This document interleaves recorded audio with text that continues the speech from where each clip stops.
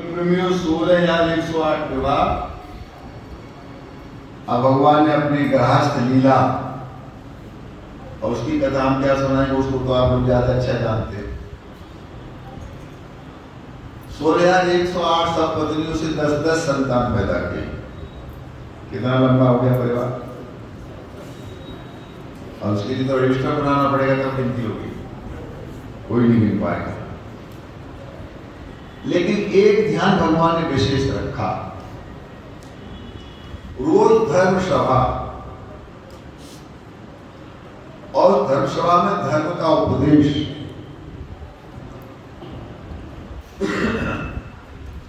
आज तक तो लोगों का खाने का, पीने का, सोने का कोई ठिकाना नहीं ना, क्या बहुत अच्छा।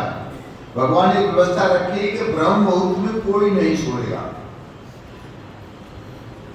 सुबह 3:30-4 बजे के बाद 16,108 बच्चों में से कोई सोता नहीं मिलेगा।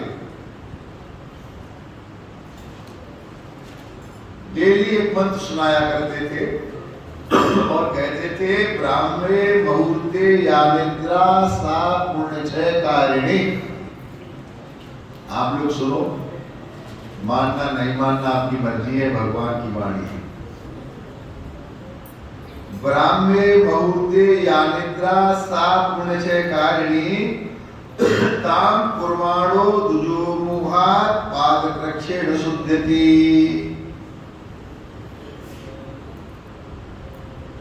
जो आदमी ब्रह्म मुहूर्त में सोता है वो अपने पुण्य को समाप्त करता है। ब्रह्म मुहूर्त में सारी ऊर्जा आती है और वो सुबह सुबह का समय स्नान ध्यान करने का, परमात्मा का चिंतन करने का होता। इसलिए ब्राह्मे मुहूर्ते अनिद्रा सा पुण्यक्षय कारिणी ताम कुर्वाणो दुजुमोहात पादकृच्छेण शुद्धति। उसके बहुत उपाय बताए, कैसे कैसे फिर क्या करना पड़ता है अगर सुबह सो गए तो फिर अपने को शुद्ध करने के लिए। इसलिए प्रयास करो जल्दी सोने का। क्या प्रयास करो? जल्दी सोने का प्रयास करो, फिर जल्दी उठने का प्रयास करो।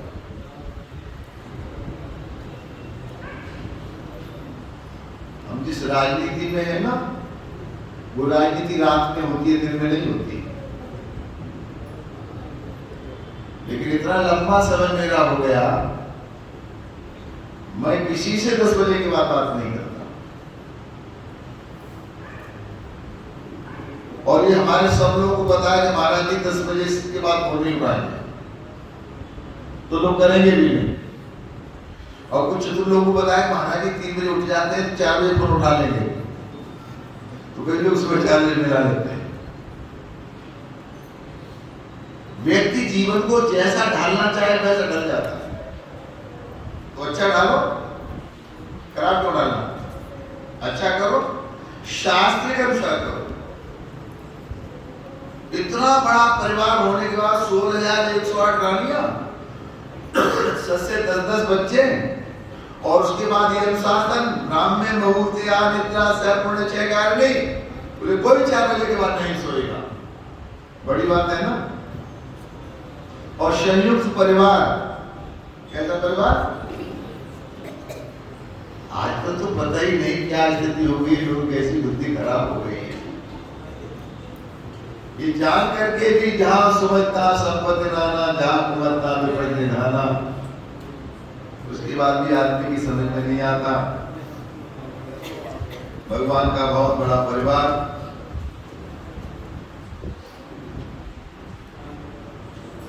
सुखदेव महाराज कहते हैं, राजन, भगवान सुधर्मा नाम की सभा में बैठे हुए थे।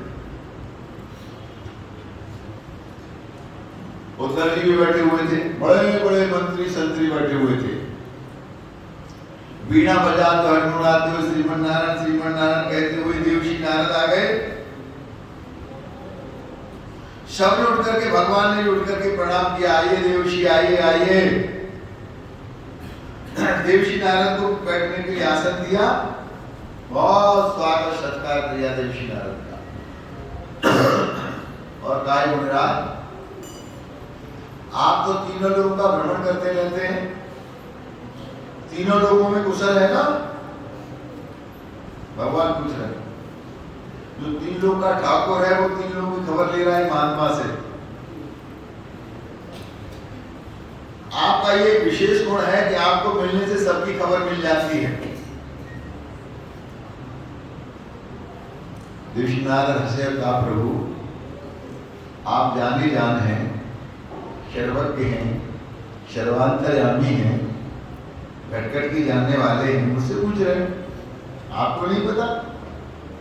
आप तो तीसरा नेत्र खोल के सब देख लेते हो, कहां क्या होने वाला होगा क्या? आप जो करेंगे वही तो होगा, आपकी इच्छा को ना पता नहीं सकता। लेकिन आप पूछ रहे हैं तो फिर मैं बता रहा हूं, सुनो। तो नारद ने कहा, हे भगवान, आपकी लीला बड़ी विचित्र है, उसे जानना बहुत कठिन है। अब आप पूछ रहे हैं तो मैं बताए दे रहा हूं, सुनो।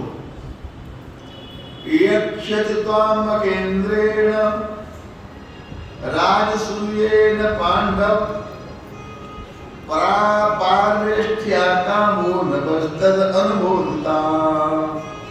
उन्हें चिट्ठी निकाली और दी कि ये लो पाती।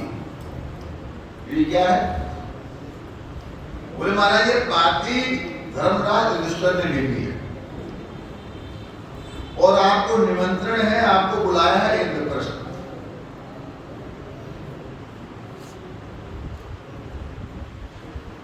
बोले क्या कार्यक्रम है बताओ तो सही। बोले वहां राजसी यज्ञ होगा, तो आपके लिए निमंत्रण है, आप चलिए, आप पहुंचिए। तो भगवान ने उद्धव से सलाह की। उद्धव ने कहा महाराज इसमें चिंता की और सोचने की क्या बात है, चलो चलते, एक ही तो है कथा, भागवत में चलने के लिए क्या सोचना। आ गए ऋषिनाथ से कहा पहुंचो, हम आ रहे। सो भगवान इंद्रप्रस्थ आ गए और राजयज्ञ की पूरी तैयारी। भगवान ने कहा राजयज्ञ नहीं हो सकता। बोले क्यों? बोले राजयज्ञ तब होता है जब सब राजाओं पर विजय प्राप्त कर ली है। कब होता है? जब धरती के सब राजाओं को जीत लिया जाए तब राजयज्ञ होता है। और अभी एक राजा जीतने के लिए रह गया है, मालूम को? जिसने मथुरा से कृष्ण को भगा दिया था, महाराज कंस का ससुर जरासंध। याद आ गया ना? बोले जब तक जरासंध को नहीं हराया जाएगा तब तो राजयज्ञ नहीं हो सकता। युधिष्ठिर जी ने कहा उसे कौन हराएगा? भगवान ने कहा तुम तैयारी करो राजयज्ञ की, हम हराने जाते हैं, लेकिन हमें भीम दे दो और अर्जुन को भाई हमें दे दो, दूध भर दो। बोले ले जाओ। पांडव भगवान की आज्ञाकारी कैसे मना करेंगे? तो इसी प्रकार से राजी उसमें जिसमें तेरी रजा है, यो भी वाह वाह, यो भी वाह वाह। बोले ठीक है प्रभु, दो आप ले जाओ, भीम और अर्जुन को, नकुल सहदेव हमारे पास रहेंगे। ठीक। इंद्रप्रस्थ से निकले भगवान और जरासंध की राजधानी से पहले ही बढ़िया से भगवा कपड़े तैयार किए,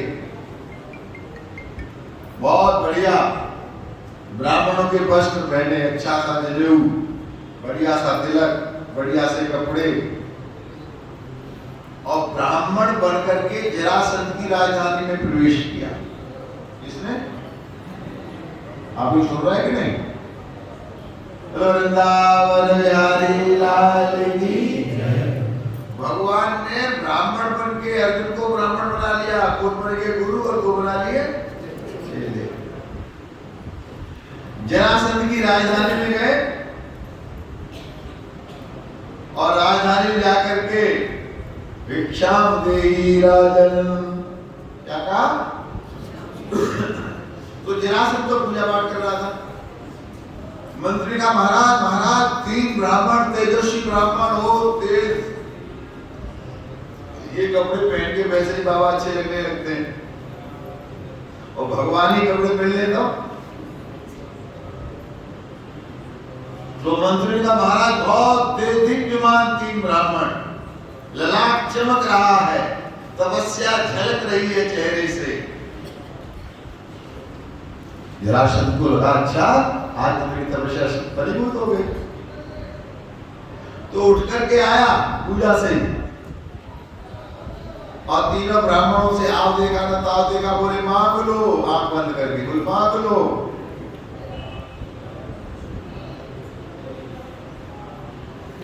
बोले क्या क्या दे सकते हो, भगवान ने कहा। जरासंध का ददात में आत्मस्वरूप विवाह, मेरे पास ऐसा कुछ नहीं है तो नहीं दे सकता हूं, सब कुछ दे सकता हूं। और सुनो, ददा में आत्मस्वरूप विवाह, अगर तुम चाहो तो अपनी गर्दन काट के दे सकता हूं। तो भगवान चाहते तो गर्दन मांग लेते, नहीं मांगी, सोचा क्षत्रिय है तो युद्ध करके मारना चाहिए, धोखा दे के नहीं। जरासंध ने कहा ददात में आत्मस्वरूप विवाह, भगवान ने कहा नहीं नहीं, हमको आपका शेर नहीं चाहिए, पहले मांग लो। बोले त्रिवाचा वालों भर दिया।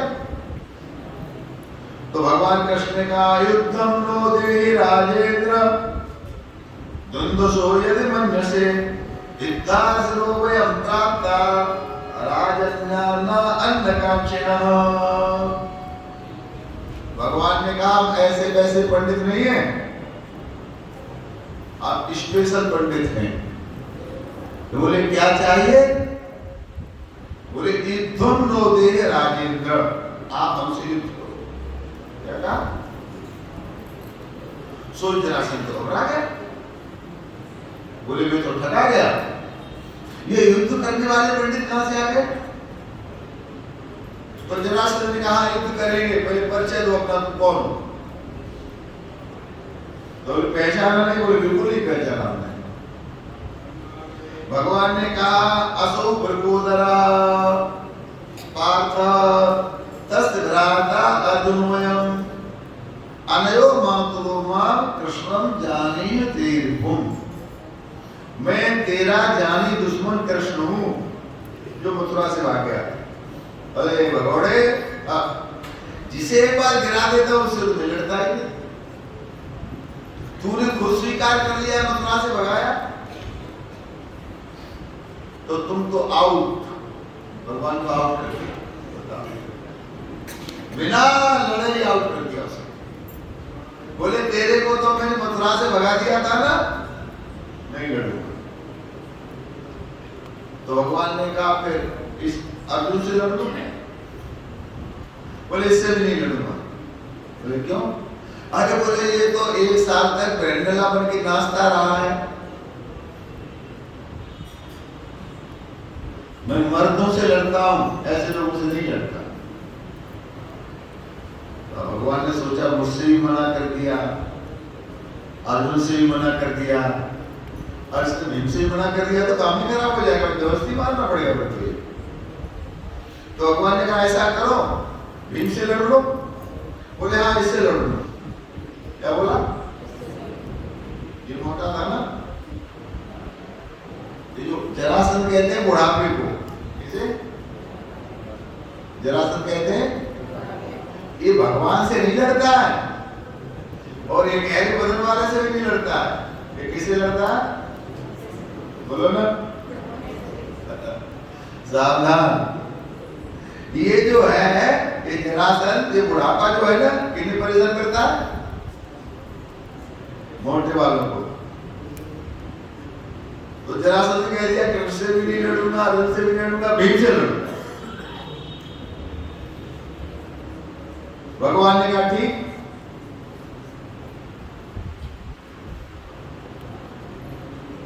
अब भीम थोड़े से घबराए, भगवान ने कहा मेहनत करो।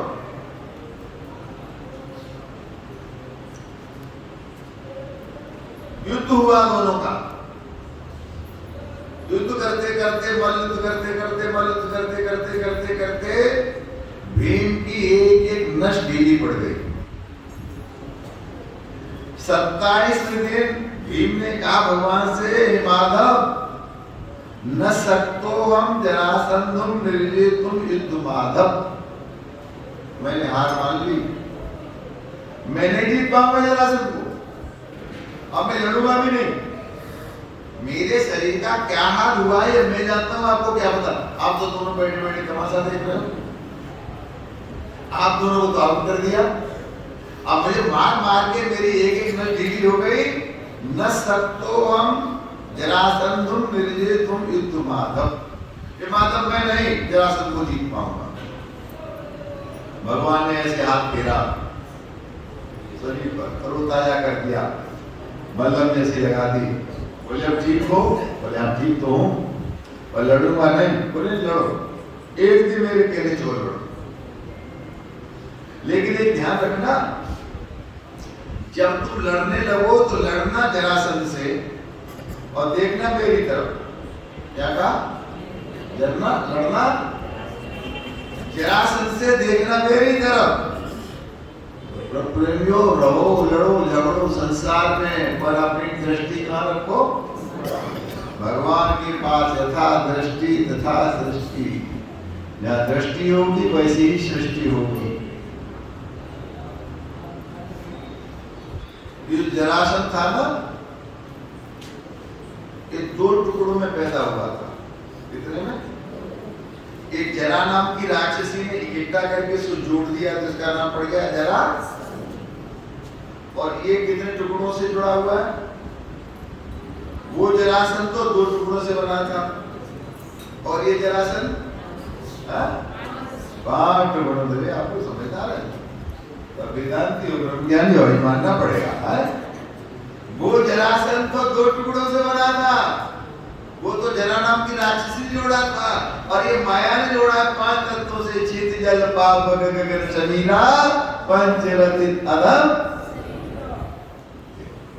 तो भगवान ने कहा लड़ना वहां और देखना।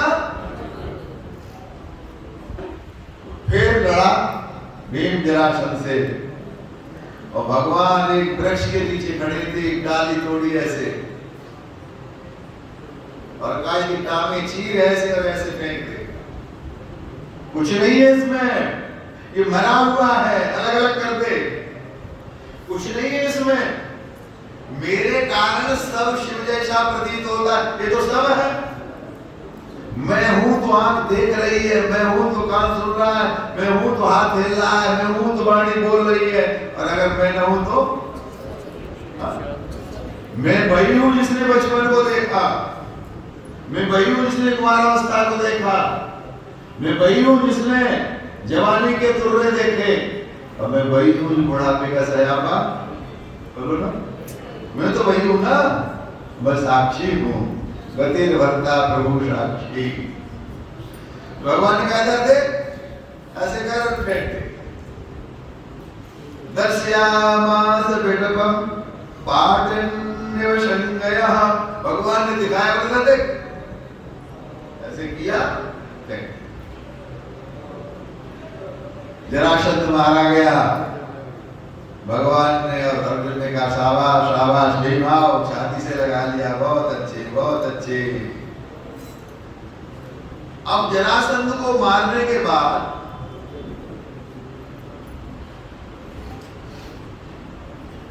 जरासंध का जो जेल का ताला था वो खोला गया,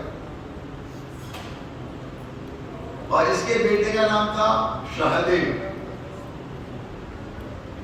तो सहदेव का भगवान ने राज्य तिलक कर दिया। चाहते तो राज्य दे सकते थे, अर्जुन को दे देते, कितने किसी अपने हिंदू रिश्तेदार को दे देते, नहीं किया ना। रावण को मार के विभीषण को राज्य दिया, कंस को मार के कुरुसेन को राज्य दिया, और जरासंध को मार के उसी के बेटे सहदेव को राज्य दिया। और जब जेल का ताला खोला गया तो जेल के ताले में से 20,800 राजा निकले। कितने? पहले छोटे छोटे राजा थे, 5 गांव के, 10 गांव के, 50 गांव के होते थे राजा। ऐसे 20,800 राजा और 20,800 राजाओं ने महाराज की स्तुति की, भगवान कृष्ण की प्रणाम किया, भगवान ने मुक्ति प्रदान की है। भगवान से कहा प्रभु आज्ञा, बोले कुछ आज्ञा के जाओ अपने अपने घर, नहा धो के बढ़िया कपड़े पहन के, और इंद्रप्रस्थाना महाराज युधिष्ठिर के राजर्षि यज्ञ में। एक साथ कितने को निमंत्रण मिल गया? 20,801। एक ये तो है सहदेव, इसका तलब किया, और 20,800 को, तो 20,801 राजा बोले जाओ सब नादों के कार्यक्रम में आना, बढ़िया ऋषि यज्ञ होगा। जरासंध को मारने के बाद, वध करने के बाद भगवान का इंद्रप्रस्थ आ गए। अब इंद्रप्रस्थ में पूरी तैयारी हो गई सब, भगवान लौट के आए, तब तक सारी व्यवस्था चकाचक, कोई परेशानी नहीं। दो काम रह गए सेवा के, झूठी पत्थर कौन उठाएगा? लोग खाएंगे तो क्या भी होता, झूठी पत्थर कौन उठाएगा? तिजोरी पर कौन बैठेगा? तो रोज माला जपता था दुर्योधन, हे 3 लोग के ठाकुर, अगर तिजोरी की चाबी मुझे मिले तो इनका राज्य बढ़िया कर दूं मैं। मतलब 2 दिन में पैसा खत्म, इसकी तो नाक कट जाएगी, दुष्टर की बदनामी हो जाएगी, चराई करने चला। और इस मूर्ख को ये नहीं पता था कि 7 दिन के लिए इसके हाथ में धनवर्धनी रेखा आई थी। इसके हाथ में दुर्योधन, और भगवान ने पहले मन बना रखा था तिजोरी में इसी को बिठाऊं, और सुरेखा में चमत्कार था कि तिजोरी में डालेगा 1,000 निकालेगा 10,000 बढ़ेगा, 10,000 निकालेगा 1,00,000 बढ़ेगा। इस रहस्य को भगवान के अलावा कोई दूसरा, देखो कई बार जिंदगी में ऐसे क्षण आते हैं, सोने से हाथ लगाओ तो मिट्टी, और कई बार मिट्टी से हाथ लगाओ तो और ध्यान रखना, पता नहीं आपके बिजनेस में नौकर चाकर दास दासी किसके प्रारब्ध का आप खा रहे हैं, आपको नहीं पता। किसी का प्रारब्ध है, कोई तो भाग्यशाली है, लेकिन उसे नहीं पता, उसको 3,000 4,000 रुपए मिलेंगे बेचारे को, उसे नहीं पता कि मेरा भाग्य भी जुड़ा पड़ा है यहाँ पर, और किसी को नहीं पता। अगर उसे पता होता तो अपना ही काम कर लेता, दुर्योधन को पता होता तो अपनी तिजोरी में हाथ डालता रहता, 3-7 दिन तक, दुर्योधन पता। तो अब 2 काम रह गए, पत्थर उठाने का, तिजोरी। भगवान कृष्ण ने कहा चलो पत्थर तो मैं उठा लूंगा। जो सबसे बड़ा होता है वही जो सबसे नीचे झुक के चलता है, लेकिन भगवान ने कहा ठीक है, झूठी पत्थर में उठाऊंगा, कोई बात। अच्छा, बहुत बड़े मन से दुर्योधन ने कहा, चाहता तो नहीं था, और चाहता था दुष्ट, पर चलो मैं तिजोरी संभाल लूंगा। भगवान ने कहा ठीक है, तुम तिजोरी संभालो, रहा तिजोरी तुम संभालिए, और पत्थर में उठाओ। अब ये हुआ कि एक प्रारंभ करो, तो पूजन किसका हो करके? आप लोग पूजन करते हो तो पहले भागवत जी का पूजन करते हो, फिर व्यास जी का पूजन करते हो, इसमें बहस करने की आवश्यकता? पहला पूजन तो भगवान का ही होता। सो इस बात को लेकर बहस छटे कि पहले पूजन किसका हो। दुर्योधन नहीं चाहता था कृष्ण का पूजन हो, दंतवक्र नहीं चाहता कृष्ण का पूजन हो, शिशुपाल नहीं चाहता कृष्ण का पूजन हो। एक जरासंध का जो बेटा था सहदेव, वो कुर्सी पर बैठा था, कुर्सी के आगे मेज थी, तो अपनी कुर्सी को मेज पर रख के कुर्सी पे खड़ा हो गया। वृंदावन बिहारी लाल की जय, और जोर जोर से चिल्लाने लगा, अरे सभासदों, ये पुण्य काल में आप लोग विलंब क्यों कर रहे? इस पूरी सभा में कृष्ण के अलावा कोई दूसरा अग्र पूजा के लायक है ही नहीं। जो पत्थर उठा सकता है वही पूजा के योग्य है। तस्मात् कृष्णाय महते दीयताम परमारम, एवं चे सर्वभूतानां आत्मचारणं भवेत्। इसलिए मेरा कहना है अब पूजा भगवान कृष्ण की होनी चाहिए। सबने जयकारा लगा दिया, बोल वृंदावन बिहारी लाल की। और वो 20,000 राजा थे ना, 20,800 उन्होंने भी जयकारा लगा दिया। तो हाँ करने वालों के वोट ज्यादा हो गए, लेकिन ना करने वाले कौन थे?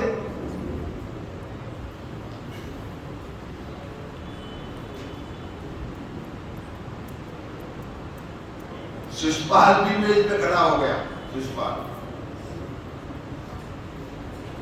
और शिशुपाल ने भगवान को गाली देना प्रारंभ किया। अरे वाह वाह काल, तेरा भी क्या कहना? ये चरवाहा, चोरी करने वाला, मर्डर करने वाला, जिसके माँ बाप का आज तक पता नहीं किसका बेटा है, ये वसुदेव का है कि नंद का? काल भी क्या विचित्र है। और यहाँ बड़े बड़े साधु महात्मा, सबकी बुद्धि खराब, इसकी पूजा होगी। मतलब उसने रोकने का प्रयास किया तो भीम ने उठाई गदा, बोले अभी तेरा सिर फोड़ता हूं। भगवान ने कहा ठहर ठहर, अभी नहीं। ये शिशुपाल भगवान की बुआ का लड़का था। किसे लड़का था? भाई बहन। जब पैदा हुआ तो पंडित जी से इसकी ज्योतिष लगवाई, बोले जरा देखो इस भाग्य कैसा होगा।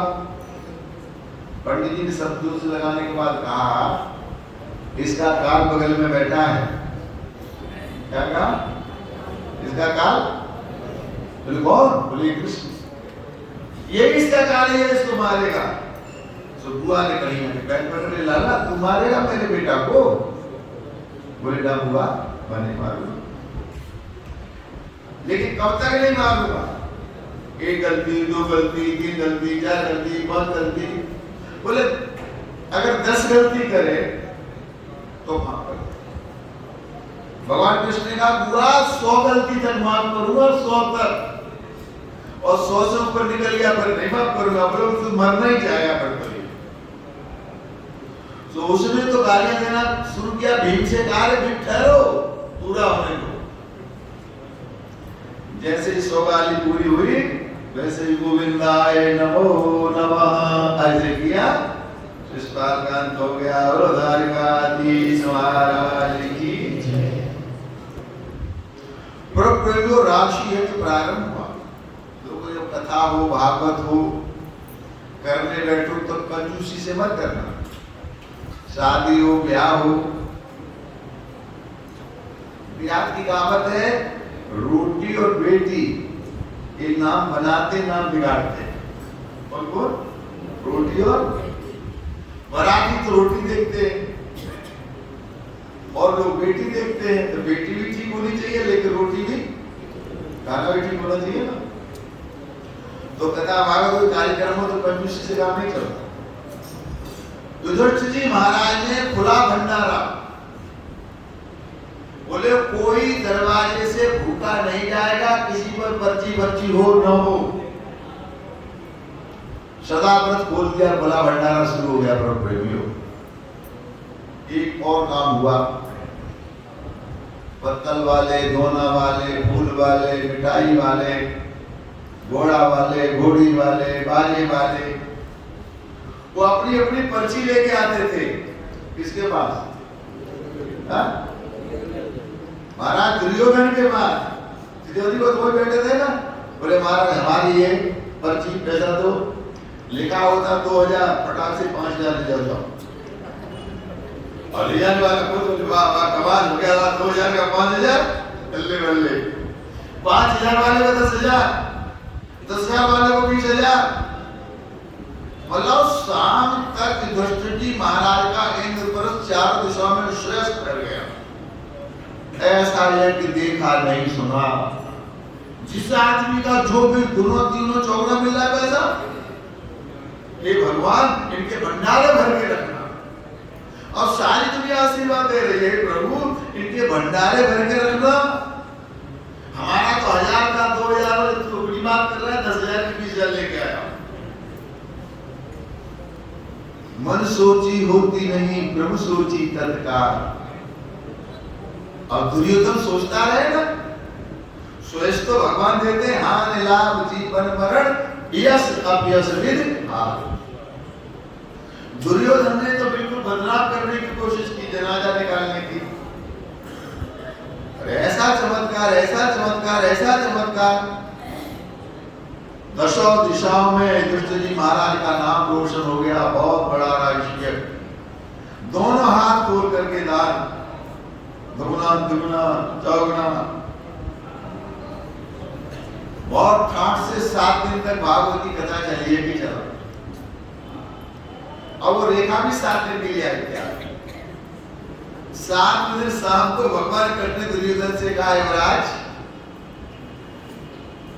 बिल लगभग चुक गए, कार्यक्रम समापन की ओर है। अब किसी का लेना देना होगा तो युधिष्ठिर जी महाराज कर देंगे। तो तुम तिजोरी में ताला लगाओ, चाबी हमें दो। तो तिजोरी में ताला लगा के चाबी ले ली। एक पैसा खर्च नहीं हुआ, लाखों बढ़ गए, भरी हुई। दान करने से धन घटता नहीं है, बढ़ता है। दान की जड़ पाताल तक हरी होती है, पता नहीं लगता आपको, लेकिन यही जो किसी गरीब को, दीन को, दिग्गी को दिया जाता है, खिलाया जाता है, यही साथ जाता है, सब यही पड़ा रह जाता है। बहुत अच्छी तरह से विषंपन हुआ।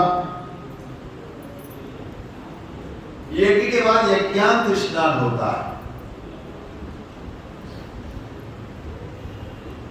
तो सबसे कहा भैया बढ़िया बढ़िया कपड़े पहन के चलो, चलते हैं जमुना जी यज्ञांत स्नान करने के लिए। और दूसरे दिन यज्ञांत स्नान करने के लिए सबने तैयारी की, बढ़िया बढ़िया कपड़े, नए नए रेशमी वस्त्र। दुर्योधन जी महाराज बढ़िया कपड़े पहनने गए।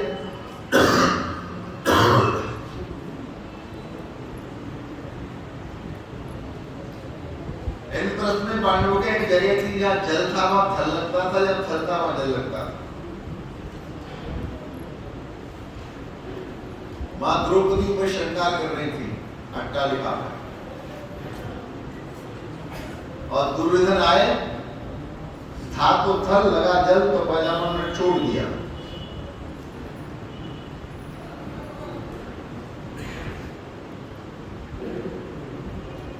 था तो थल, लगा जल, तो पजामा में ऊपर किया, और आगे गए, था जल, लगा थल, तो पजामा।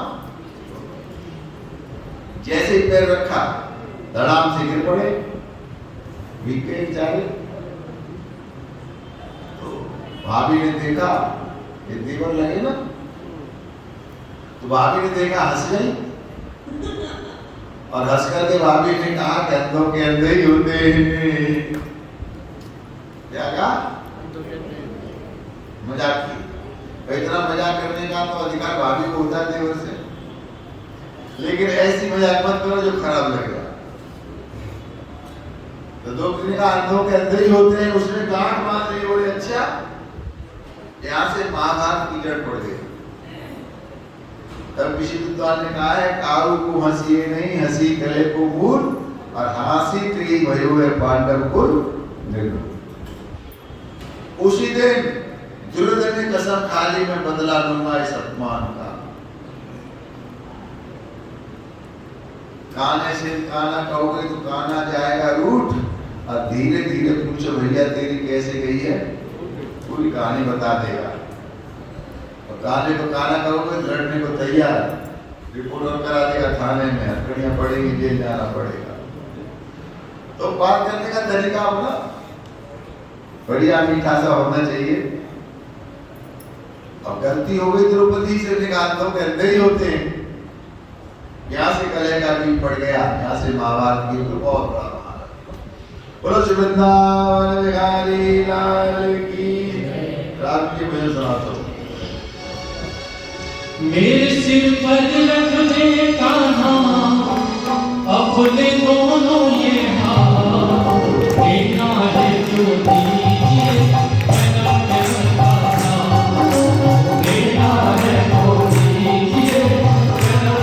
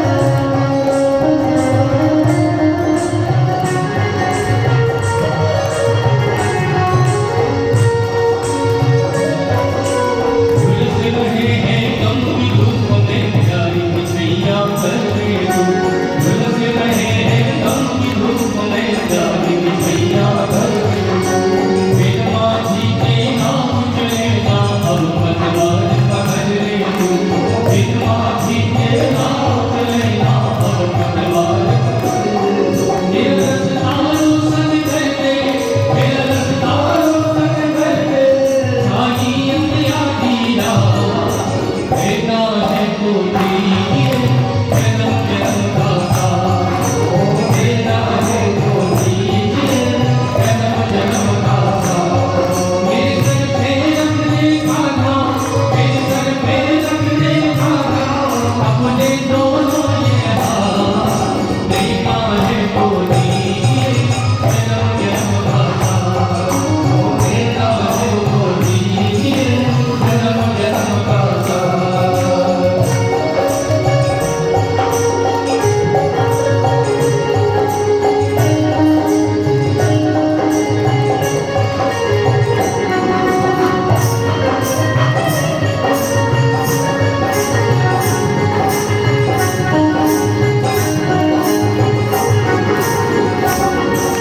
इस जीवन में सेवा से कर बहुत बड़ा इंसान दिया, इस जीवन में सेवा से कर बहुत बड़ा। तू ही रामा कृष्णा, तू ही अमृत, तू ही पंचांगिया, तू ही रामा, तू ही कृष्णा, अमृत के पहचान। अब साथ रहे जन्मों तक, अब साथ रहे जन्मों तक, चाहिए दिया देना है तो दीजिए जन्म जन्म का साथ, देना है तो दीजिए जन्म जन्म का साथ। मेरे सर पे रखने का नाम, मेरे सर पे रखने का नाम, अपने दोनों ये हाथ, देना है तो दीजिए जन्म जन्म का साथ, देना है तो दीजिए जन्म जन्म का साथ, देना है तो दीजिए जन्म जन्म का साथ, देना है तो दीजिए जन्म जन्म का साथ, देना है तो दीजिए जन्म जन्म का साथ, देना है तो दीजिए जन्म जन्म का साथ। अरे द्वारिकाधीश महाराज की जय। पूर्व प्रेमियों, राजा परिषद का भी 7वां दिन है और भागवत जी का भी 7वां दिन है। राजा परिषद ने अवधूत श्रोमणी सुखदेव जी महाराज से करवत निवेदन करते हुए कहा, हे ब्रह्मन, अनंत बलशाली भगवान श्री कृष्ण के अन्य और भी चरित्र में सुनना चाहता हूं। कथा सुनने से मुझे तृप्ति नहीं होती। संसार में ऐसा कौन सा विवेकी पुरुष होगा जो भगवान की मंगलमय कथा से निवृत्त होना चाहे? तो मुझे और भी आप कथा सुनाने का कष्ट करें। और परिषद जी महाराज ने कहा, सापा गया तस् गुणान प्रणीते करौ च तत्कर्म करौ मनश्च स्मरेत वसंतम स्तर्जन्यमेषु श्रोत तत्पूर्ण कथा जगन्ना।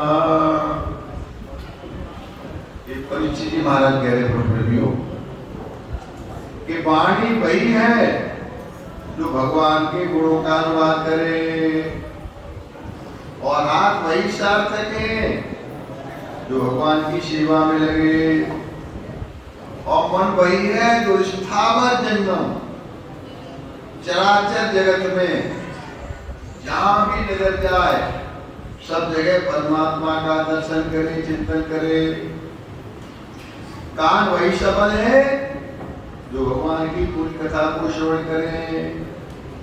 शिर वही सार्थक है जो भगवान के दर में झुके और भगवान के भक्तों के आगे झुके। चक्षु वही है जो दोनों का दर्शन करें, और अंग वो सार्थक है जो भगवान के चरणों को अपने ऊपर धारण करें। इसलिए आप कृपा करके भगवान के और मंगलमय चरित्र और भी कथा मुझे सुनाने का कष्ट करें। सूजी महाराज कहते स्वर्ग ऋषियों बड़ी सभा में सुखदेव महाराज ने प्रशंसा की परीक्षित की बुद्धि की,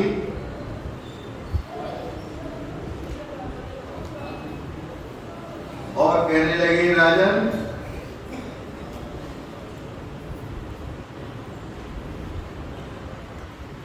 भगवान का एक बाल सखा था, नाम था सुदामा।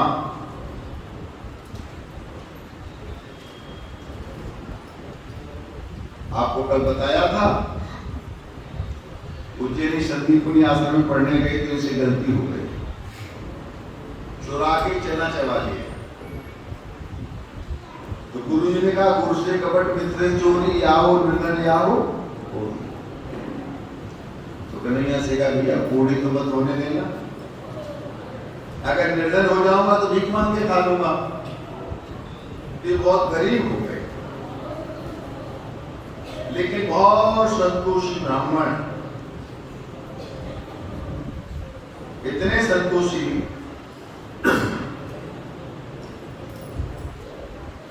चित्रकार संध्या करते हैं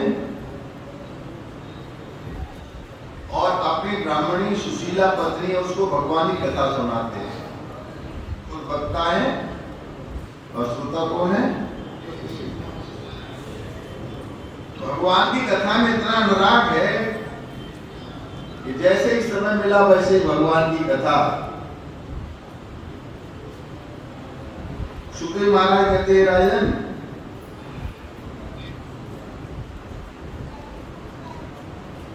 एक दिन कथा में भगवान कृष्ण का नाम आया।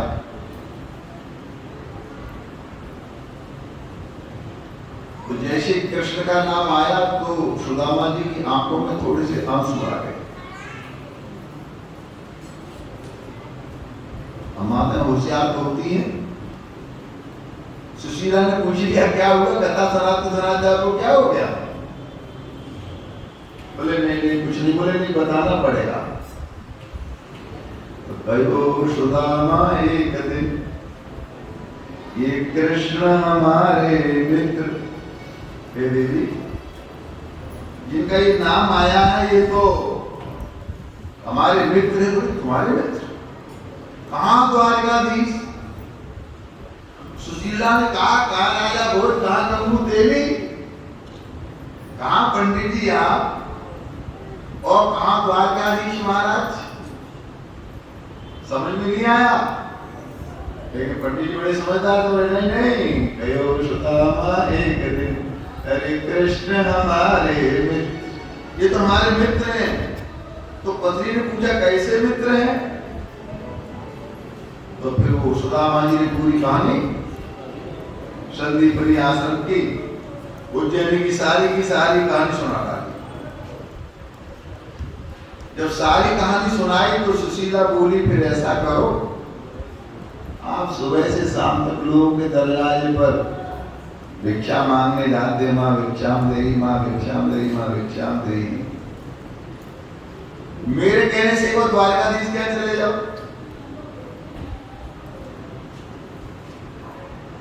सुदामा जी महाराज ने कहा, बहुत पुरानी बात हो गई, पता नहीं पहचानेगा कि नहीं पहचानेगा। एक बात। दूसरी बात, हमको भैया तब हम शास्त्रार्थ पढ़ते थे, खेलते थे, लव साड़ियाँ खेलते थे, पेड़ पे चढ़ते थे। अब वो द्वारकाधीश है, दरवाजे पर द्वारपाल होंगे, नौकर चाकर होंगे, पहले कोई पहचानेगा नहीं। और अगर हम अपना परिचय भी दें तो कौन बताएगा बजा के?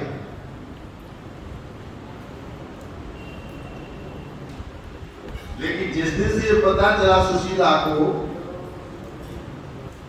तो सुशीला मानी नहीं, द्वारका जाओ, द्वारका जाओ, द्वारका जाओ, द्वारका जाओ।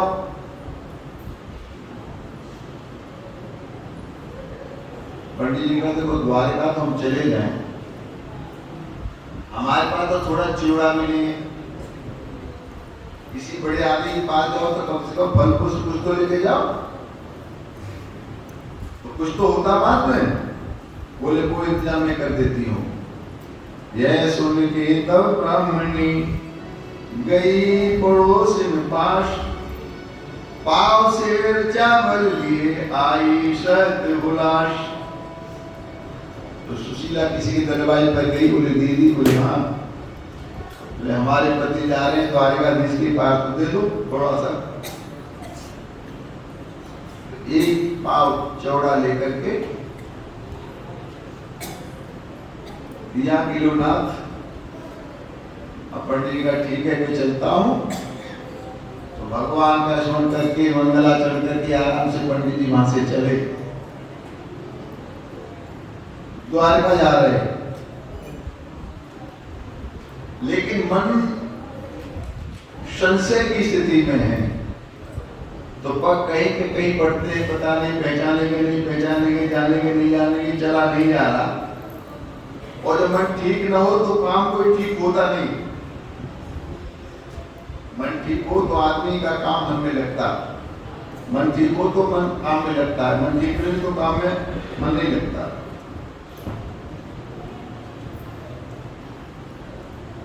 जाकर के गोदावरी नदी के किनारे एक जंगल था, उससे पहले वहां सो गए, थक गए, चला नहीं गया।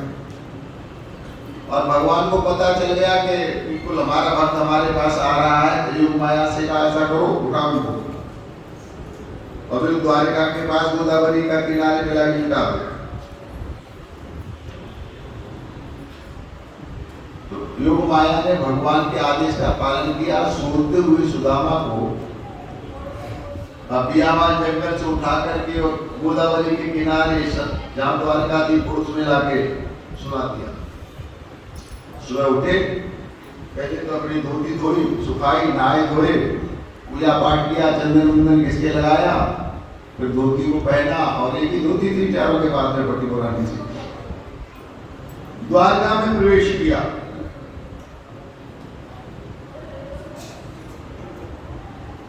द्वारका में प्रवेश किया तो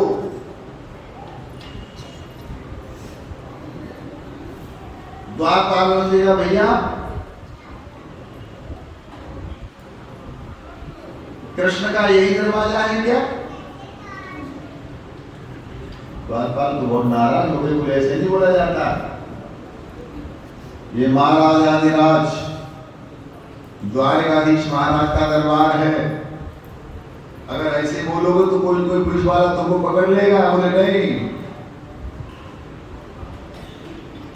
हम और वो एक साथ साथ पढ़े थे, हमारा मित्र है वो।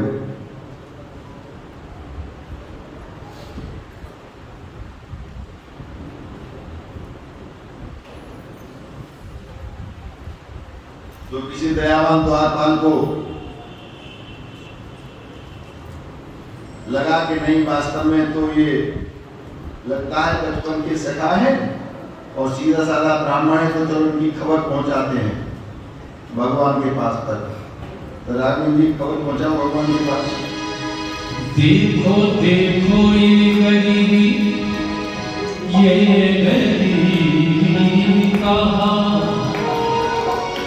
कृष्ण के दर पे विश्वास लेके आया है, मेरे बचपन का यार है मेरा श्याम, यही सोच कर हंस लेके आया हूँ।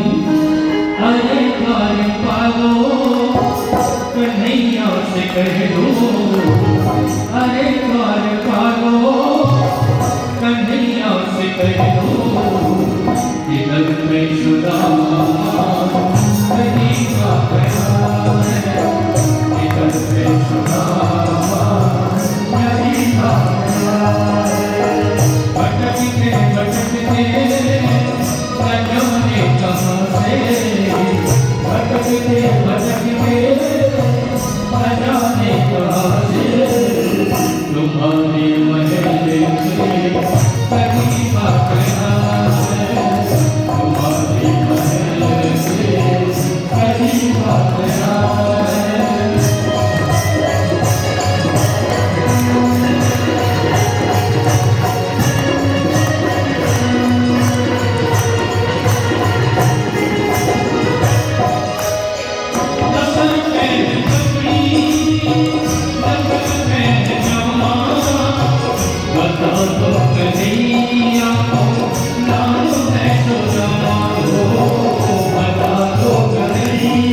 Oh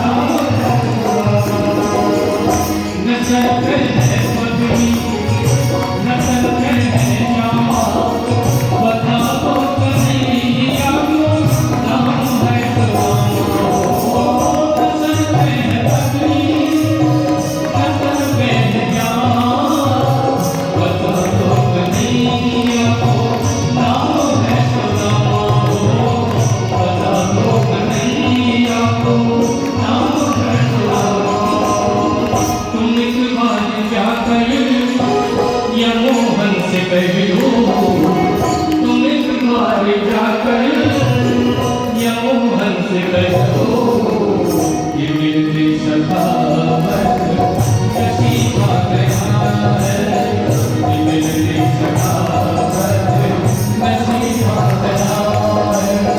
भटकते भटकते न जाने कहाँ से हमारी मंजिल से करीबा गया है, हमारी मंजिल से करीबा गया है।